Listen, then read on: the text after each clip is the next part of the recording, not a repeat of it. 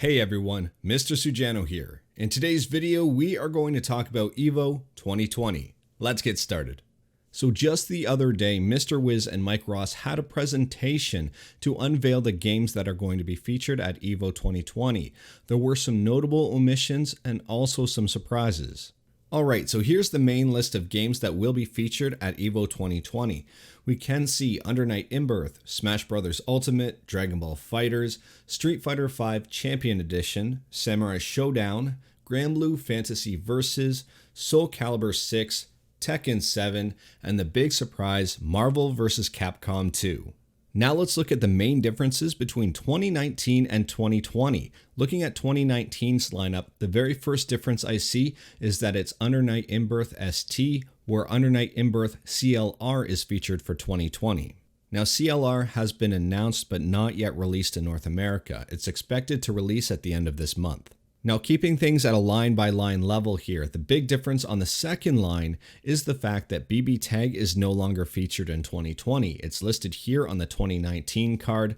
On the 2020 card, it's pushed out by Marvel vs. Capcom 2. And this was a massive surprise because Marvel vs. Capcom 2 is a 20-year-old game. It's celebrating its 20th anniversary. Now moving to the last line here, this is the second most popular thing that people are talking about for this year's lineup. In 2019, we can see Mortal Kombat 11 being featured.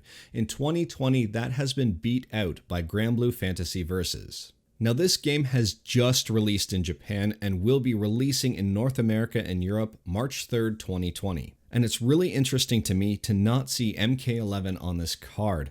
To me, that game is kind of a staple in the fighting game community. It was a massively popular game. And here's a fun fact, MK11 is listed right here at number 5 on the list of best-selling games of 2019. You can find this list on Forbes. I will also leave a link in the description. So here are the official final registration numbers for EVO 2019.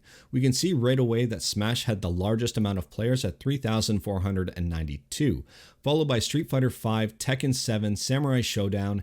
In 5th place is MK11. Then it's Under Night In-Birth, Dragon Ball FighterZ, Soul Calibur 6, and BB Cross Tag. Now if you look at these registration numbers from EVO 2019 and take a look at a game like Mortal Kombat 11, MK11 here has 1567 registrants, almost as much as Samurai Shodown. They're pretty close. It has a lot more than Under Night In-Birth, Dragon Ball FighterZ, and Soul Calibur. And these three games are featured on this year's card, so why isn't Mortal Kombat 11? Now what's really weird here, if I look at the year-over-year registration numbers, I can see Dragon Ball FighterZ on a massive decline. So between 2018 and 2019, there were 50% less people who registered for Dragon Ball FighterZ. And that is really, really odd.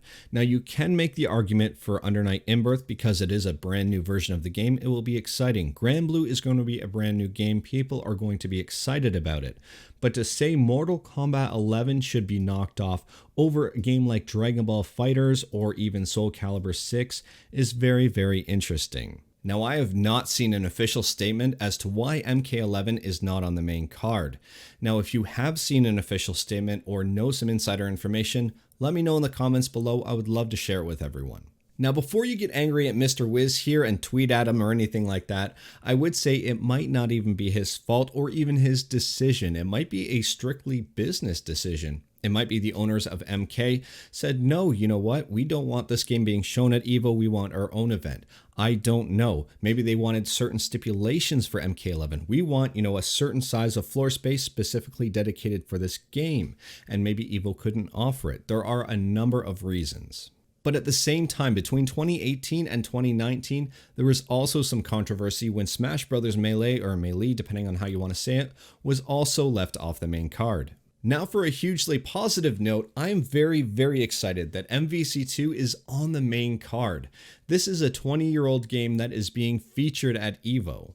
Now it is an invitational tournament. 4 of the spots will be reserved for 4 previous EVO champs, and then there are 4 spots up for grabs. If I'm not mistaken, if the way I understand it is correct, 3 of those spots will be from tournaments, and there will be a 4th spot, the last chance qualifier, available happening at EVO. And if I've got that format wrong, just let me know in the comments below. Now this is really cool to see, and it's actually generated a ton of excitement for EVO. A lot of people in the fighting game community are actually really excited about this, more so than some of the other main games on the card, which is incredible. Now, if it were up to me, I would do something like this every year. Maybe not MVC2, but maybe an older game that was maybe previously popular or special to EVO or the fighting game community, or featuring some sort of milestone. Like for example, this is the 20th anniversary for MVC2.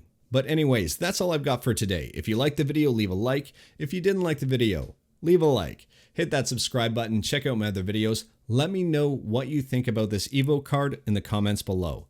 Thank you everyone, take care.